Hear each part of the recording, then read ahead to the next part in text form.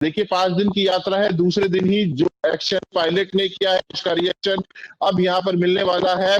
दिल्ली में जो बैठक है अब उस पर सभी का यहाँ पर सभी की नजरें यहाँ पर बनी हुई है। हमारे साथ हमारे वरिष्ठ सहयोगी अंकित तिवारी भी हमारे साथ मौजूद हैं। हम उनसे चर्चा करेंगे पूरे घटनाक्रम को। वो पूरे पैनी नजर से यहाँ पर देख रहे हैं। उन्होंने बताया था, कल भी उन्होंने बताया था कि किस तरह इस यात्रा के मायने हैं, क्या कुछ जो सचिन पायलट है उसके बैकड्रॉप्स यहाँ पर होंगे इस यात्रा के। तो अंकित तिवारी इस समय हमारे साथ मौजूद हैं।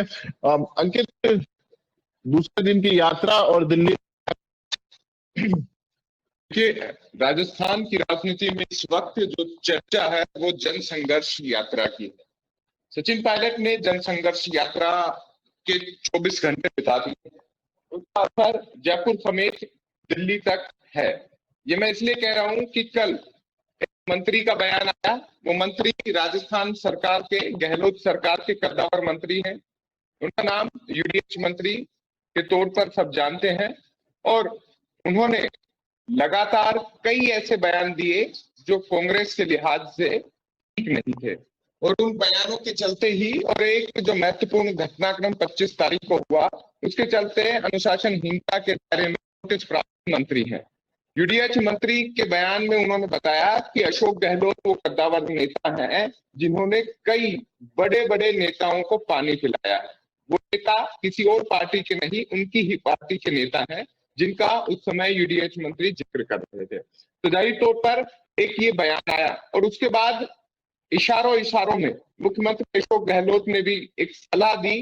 वो सलाह भले ही सीधे तौर पर सचिन पायलट को ना हो, लेकिन उन तमाम युवा नेताओं को थी कि राजनीति के कुछ कायदे होते हैं और सब्र का फल मीठा होता है। इसका मतलब यही निकाला जाए कि सचिन पायलट की जनसंघर्ष यात्रा का असर अब राजस्थान की राजनीति में तो है ही, केंद्र भी उसे देख रहा है। लेकिन आलाकमान को, कांग्रेस को उम्मीद है न राजनीतिकों से, क्योंकि कांग्रेस में अगर आलाकमान की बात की जाए तो तुलना होनी लाजमी है। तुलना किससे हो? क्योंकि तुलना जब होती है तो बराबरी में होनी जरूरी है। तो तुलना जब भाजपा से होती है तो उनके निर्णय और कांग्रेस के निर्णय में दिन रात का अंतर है। एक तरफ भाजपा रातों रात राजस्थान प्रदेशाध्यक्ष बदल देती है। एक चिट्ठी आती है जिसमें लिखा होता है कि सीपी जोशी अगले प्रदेशाध्यक्ष होंगे। राजस्थान भाजपा में उसे स्वीकार कर लिया जाता है। कोई विरोधाभास, विरोध या प्रदर्शन की स्थिति नहीं आती। एक छोटा सा विरोध भाजपा प्रदेश मुख्यालय पर हुआ था जिसे दबा दिया गया।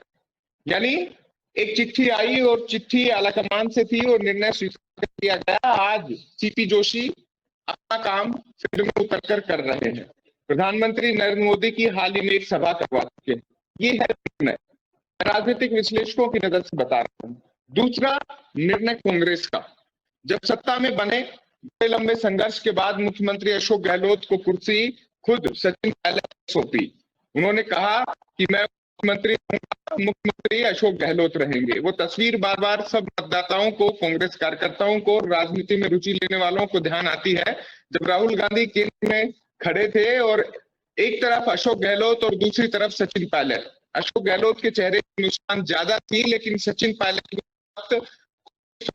ही नहीं, लेकिन आलाकमान के फैसले का एक तरीके से समर्थकों के सामने एक सहज भाव से स्वीकार करते हुए नजर आ रहे थे। तो उस तस्वीर के बाद ऐसी क्या स्थिति बनी कि अब जन संघर्ष की नौबत आ गई है। उसके पीछे सबसे बड़ा कारण जो मुझे व्यक्तिगत तौर पर लगता है, आलाकमान की ओर से राजस्थान को एक अकेले तौर पर छोड़ देना। राजस्थान में अगर बात की जाए तो जो घटनाक्रम राजस्थान कांग्रेस में हुए उनमें दोषी मान लिया गया। अगर दोषी माना गया तो कार्रवाई क्यों नहीं हुई? अगर सचिन पायलट ने बगावत की थी मानेसर, जिसका जिक्र लगातार मुख्यमंत्री और उनके जो समर्थन में कांग्रेस विधायक सचिन पायलट के नहीं है करते हैं, तो अगर वो बगावत थी तो उन्हें का साहस नहीं है। अगर साहस नहीं है तो फिर उन पर मार्जिन की बात क्यों उठाई जा रही है, सत्ता में भागीदारी बराबर। लेकिन आज दिल्ली में जो बैठक है उसके फिर क्या मायने निकाले गए? प्रभारियों ने पीसीसी चीफ को यहाँ बुलाया है और 3 जो सह प्रभारी है वो भी वहां पे मौजूद रहेंगे। देखिए आदित्य, चूंकि आपका प्रश्न भी यही था, प्रश्न पर आने से पहले एक बार भूमिका समझानी जरूरी है दर्शकों को, ताकि उन्हें याद रहे कि दिल्ली में बैठक के मायने क्या है। आपने प्रश्न पहले किया था कि दिल्ली में बैठक के मायने क्या होने जा रहे हैं, वो मायने ही मैं आपको बता रहा हूँ कि आलाकमान की शक्ति है कि वो सीधे तौर पर किसी एक पर एक्शन ले। मैं जिक्र इसीलिए कर रहा था ताकि दर्शक हमसे आज जुड़ रहे हैं वो समझ सके कि इस पूरे मसले की क्रोनोलॉजी क्या है। जो बैठक हुई, जो मंत्रियों को, जिनमें 2 मंत्री महेश जोशी और यूडीएच मंत्री शामिल थे, शांति धारीवाल, और एक और आरटीडीसी चेयरमैन इस धर्मेंद्र राठौड़, अनुशासनहीनता के दायरे में सीधे तौर पर नोटिस प्राप्त कांग्रेस के अशोक गहलोत के समर्थकों में से एक हैं। तो इन्हें नोटिस मिला हुआ है, उन पर कोई कार्रवाई नहीं हुई। मानेसर में जो गए उन पर कोई कार्रवाई नहीं हुई, यानी आलाकमान चाहता है कि कोई कार्रवाई ना की जाए, लेकिन इस मामले को जिंदा रखा जाए। और जाहिर सी बात है कि अगर आपने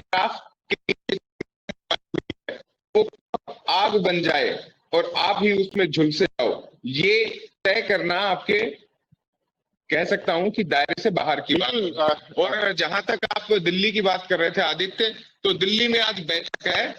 बैठक में आपने जिक्र किया 2 व्यक्तियों का। एक व्यक्ति आपने बताया प्रदेशाध्यक्ष गोविंद सिंह डोटासरा, दूसरा बताया आपने रफीक खान। रफीक खान पहली बार विधायक है, कोई राजनीतिक अनुभव नहीं है, हाँ मुख्यमंत्री के नजदीकी है, सीएमओ में जाकर अपनी कुर्सी, अपनी प्रतिष्ठा और अपने काम करवा जाहिर तौर पर सामने दिख रहा है। तो रफीक खान किस हैसियत से वहां है, उन्हें क्या दायित्व सौंपा गया है, और अगर रफीक खान को ही दायित्व दिया गया है तो इससे बड़ी दुर्भाग्य की स्थिति राजस्थान कांग्रेस के लिए नहीं है अगर किसी विधायक को पूर्व उप मुख्यमंत्री के, पूर्व प्रदेशाध्यक्ष के मसले पर निर्णय की बात रखने के लिए अगर उन्हें भेजा गया है, तो मैं कह सकता हूं कि राजस्थान कांग्रेस गर्त में जा रही है इस वक्त। मैं स्पष्ट तौर पर कहूं, क्योंकि ये किसी विधायक के बस की बात नहीं है। वो विधायक जो राजनीतिक अनुभव नहीं रखता, केवल और केवल पहली दफा का विधायक है, और उनके विधानसभा क्षेत्र की हकीकत मतदाता भले जानते हैं कि उनने अपनी विधानसभा में कितना वक्त दिया है। ये भी एक देखने वाली बात है, राजनीतिक तौर पर बात कर रहा हूं मैं ये। लेकिन अगर रफीक खान वहां है और सचिन पायलट के मसले पर वो निर्णय लेने के लिए गए हैं, तो मैं कहता हूं कि ये केवल हंसी का पात्र, मजाक का पात्र है। हाँ, प्रभारी सुखजिंदर रंधावा इनमें उस निर्णय की स्थिति में है। दूसरे अगर मैं बात करूं तो प्रदेश अध्यक्ष जो उलझे हुए नेता है, माना जा सकता है कि अगर ये वहां है और उस बैठक का हिस्सा है, जाहिर तौर पर एक राह बनती हुई दिखाई देगी। लेकिन क्या ये साहस कर पाएंगे, क्योंकि गोविंद सिंह डोटासरा को भी तो चुनाव में जाना है। गोविंद सिंह डोटासरा को चुनाव में जाना है तो बड़ी संख्या में, सचिन पायलट कांग्रेस से अलग नहीं है, कांग्रेस के कार्यकर्ता ही सचिन पायलट के समर्थक है और सचिन पायलट के समर्थक ही कांग्रेस कार्यकर्ता है। सचिन पायलट ने जब कांग्रेस छोड़ी ही नहीं है, कांग्रेस से दूर ही नहीं गए हैं और उन्हें निकालने का साहस पार्टी भी नहीं कर पा रही, तो इन तमाम मुद्दों के जो नेता सचिन पायलट के समर्थकों के बाहुल्य क्षेत्र से आते हैं, वो क्या चुनाव में नहीं जाएंगे? तो ये सब, और चुनाव के ठीक बीच में ये अंतरकलह पे कितना सख्त आलाकमान हो सकता है, इस पर अगर कोई निर्णय लिया जाएगा तो बहुप्रतीक्षित है। और अगर आलाकमान कोई भी निर्णय इस बारे में लेता है तो उन्हें ना केवल सचिन पायलट पर निर्णय करना होगा, जिन्होंने खड़गे जी की बेइज्जती करके यहाँ से भेजा था अध्यक्ष बनने से ठीक पहले, बेइज्जती पर भी उन्हें 2 मंत्री तो सीधे तौर पर निकालने होंगे, फिर गहलोत मंत्रिमंडल से, और आरटीडीसी अध्यक्ष जो चेयरमैन है वो भी इसके दायरे में, तो 3 लोग सीधे तौर पर इसमें दायरे में, उन पर भी एक्शन करना पड़ेगा। इन सब एक्शन करेंगे तो गहलोत सरकार के पास बहुमत कहां से बचेगा? तो बड़ी बात यह है कि इस पूरे मसले पर गुत्थी उलझी हुई है, जितनी सुलझी हुई दिख रही है ना कि सचिन पायलट पे एक्शन कर दिया, इन्हें शहीद का दर्जा दे दिया, तो ये तमाम चीजें हैं जो राजनीति की बौखलाहट को दर्शाती है। तो निर्णय मेरे हिसाब से नहीं होगा, और मंथन तो सबको, सबकी आंखें खुली हुई है, दिख रहा है सब। चुनावी वर्ष है, इस तरह की जो बयानबाजी है दोनों वरिष्ठ नेताओं के बीच में देखने को मिल रही है, कितना नुकसान अब जो चुनाव आने वाले हैं कांग्रेस को यहाँ पर होंगे, क्योंकि अशोक गहलोत तो सत्ता में वापस लौटने का दावा कर रहे हैं? देखिए, दावा हर कोई करता है, लेकिन मतदान मतदाता को करना है। यहाँ मैं जिक्र भाजपा का भी कर रहा हूँ, कांग्रेस का, आम आदमी पार्टी का, आरएलपी का, साथ में एआईएमआईएम का, और इसके अलावा भी कई पार्टियां हैं, कई निर्दलीय हैं जो खंभ ठोकेंगे चुनावी जंगल में कोई भी हारने के लिए खड़ा नहीं होता, लेकिन जीत 200 लोगों को मिलनी है, क्योंकि विधानसभा सीट 200 है राजस्थान में। तो ये कहें कि जीतने के लिए अशोक गहलोत महंगाई राहत शिविर लगा रहे हैं या राहत दे रहे हैं, 100 यूनिट घरेलू बिजली फ्री है, 500 में सिलेंडर है, आपको तमाम जो सुविधाएं हैं वो यहाँ पे प्रोवाइड करने की कोशिश की जा रही है, तो ये सब मतदाता देख रहा है, और मतदाता जो लाभ ले रहा है उन लाभों के आधार पर वोट करेगा, या मुद्दे राजनीति के दौर में अलग होंगे, क्योंकि चुनाव, राहत और विकास ये सब अलग अलग उसमें सूत्रों में बंधे हुए हैं, अलग अलग डोरी है, अलग अलग धागे हैं, और अलग अलग इन्हें नचाने वाले हैं।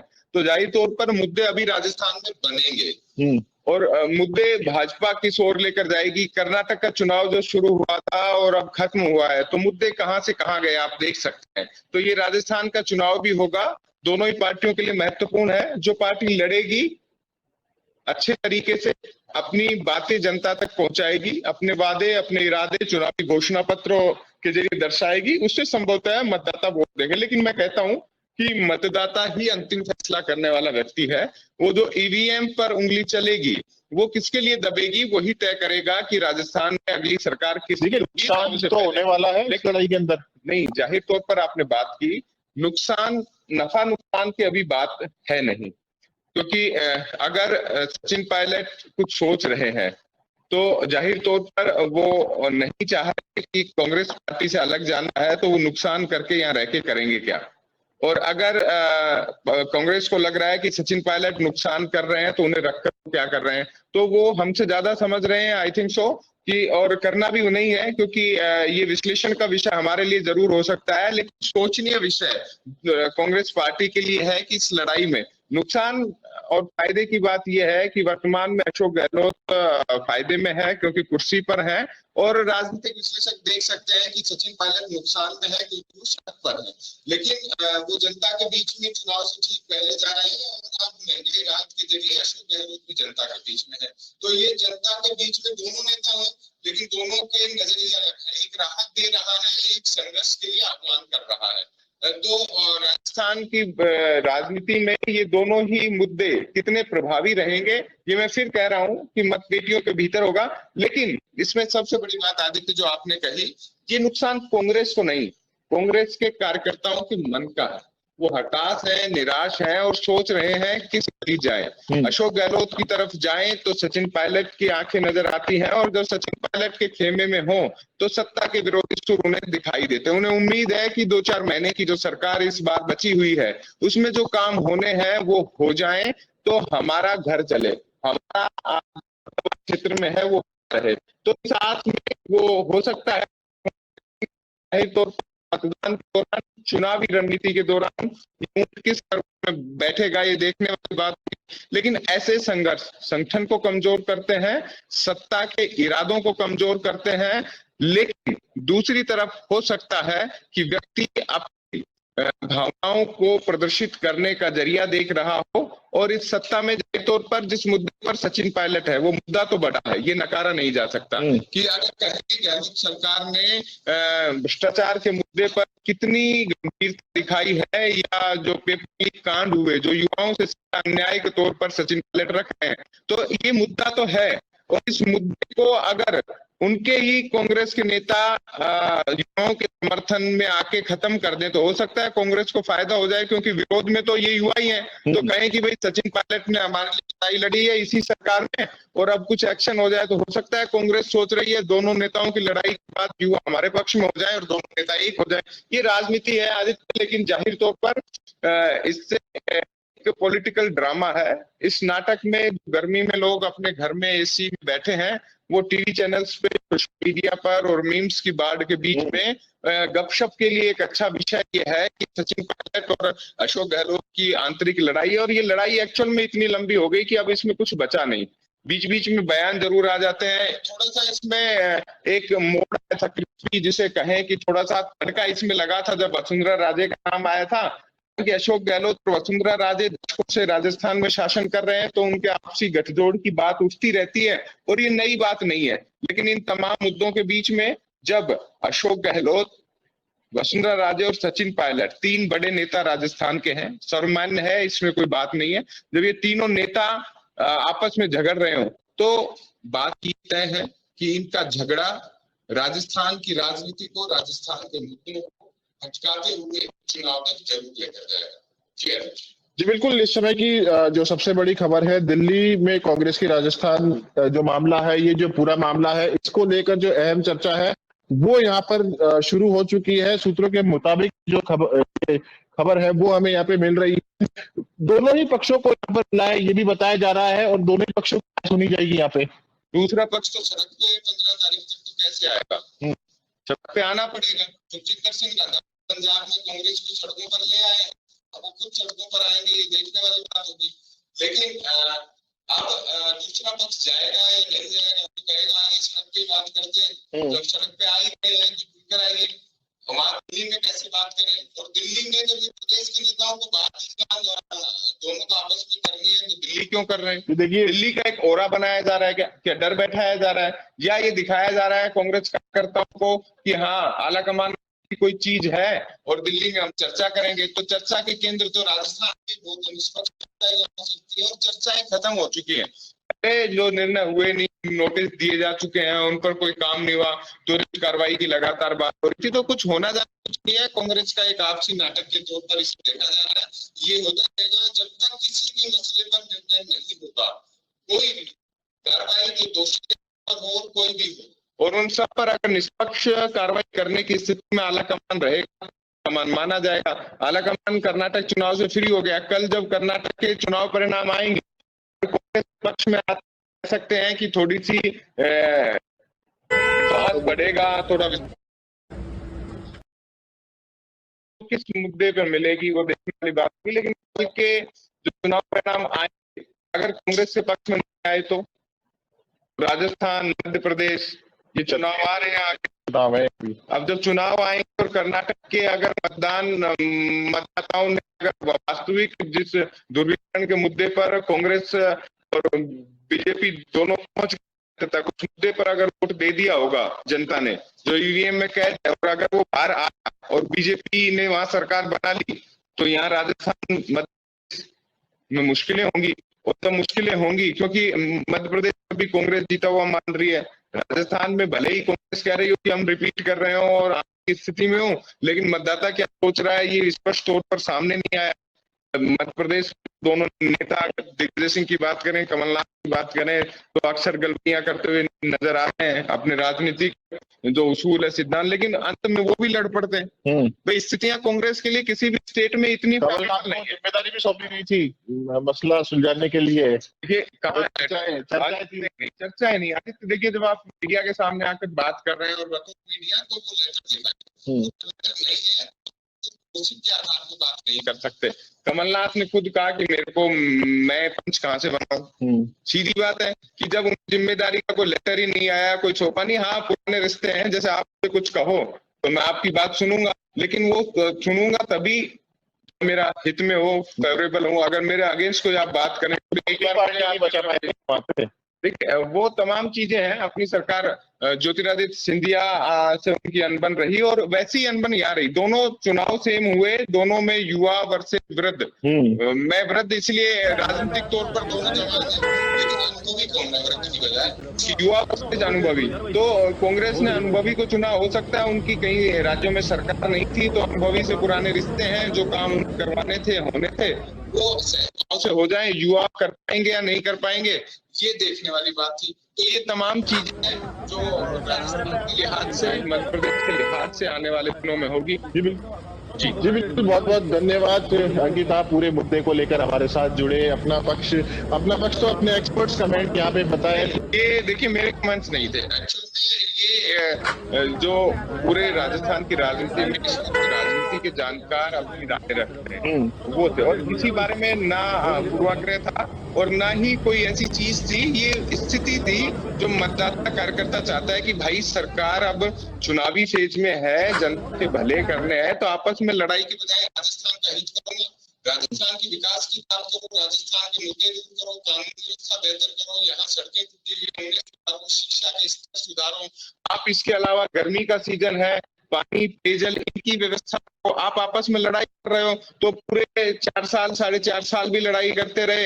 अब जब काम होने हैं, तेजी से होने हैं, काम नहीं कर रहे, ब्यूरोक्रेसी मजे कर रही है, आम जनता दुखी है, तो इस दुख को सुख में बदलो लो, ताकि रिपीट का जो सपना पाले बैठे वो आए। तो वास्तविक तौर पर जो स्थिति बनी हुई है आपसी लड़ाई में, पूरा ध्यान जब आपसी सिर्फ फुटबॉल में है, तो इसका निर्णय करो। आला कमान से ज्यादा नाराज है लोग कि भाई नाम पे ही आला कमान है, तो काम भी करोगे। तो इसलिए यह जरूरी है कि काम होना भी जरूरी है। जो काम राजस्थान की जनता के हो ही नहीं रहे, आपस में लड़ाई चल रही है, तो इस लड़ाई के बीच में राजस्थान पिछड़ रहा है। आप रैंकिंग उठा के देखो, ईज ऑफ डूइंग बिजनेस की रैंकिंग उठा के देखो, आप राजस्थान की स्वच्छता की रैंकिंग उठा के देखो, आप केंद्र सरकार के काम की रैंकिंग उठा के देखो, आप इसके अलावा स्टेट ने जो जो प्रोजेक्ट चल रहे हैं उनकी रफ्तार उठा के देखो, आप इन्वेस्टमेंट की बातें करते हो, धरातल पर कितना उतरा उनके आंकड़े उठा के देखो, आप महिला सुरक्षा अधिकार उनकी देखो, कानून व्यवस्था के आंकड़े देखो, तो ये आंकड़े देखोगे ना, तो राजस्थान ने इस लड़ाई में क्या खोया क्या पाया है। मैं पूरे 4.5 साल की बात कर रहा हूँ।